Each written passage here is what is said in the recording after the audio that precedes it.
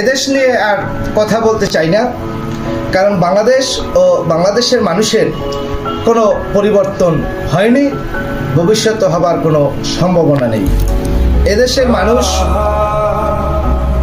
ভালোকে পছন্দ করে না, তাদের জন্য যেটা মঙ্গলকর তারা সেটাকে অ্যাকসেপ্ট করতে চায় না।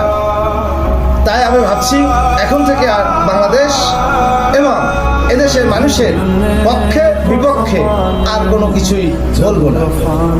আমার কথা চিন্তা ভাবনা এখন বহির্দেশ কেন্দ্রিক।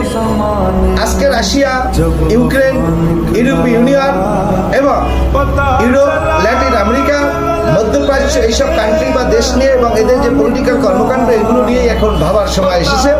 এদেশের মানুষকে নিয়ে আর অযথা সময় নষ্ট করতে আমি চাচ্ছি না, কারণ এদেশের মানুষ তার পরিবর্তন, তার নিজের ভালো সে কখনো বুঝতে চাচ্ছে না এবং বুঝতেছেও না।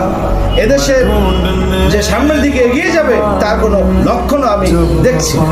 দেশটা একবারে স্থবির হয়ে আছে এবং অনেকটাই ব্যাকফুটে চলে যাচ্ছে বলে আমি মনে করি।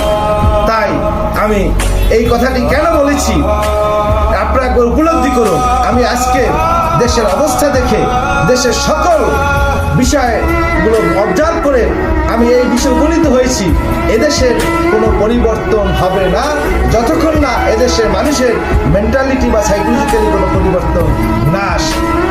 আল্লাহ হাফেজ।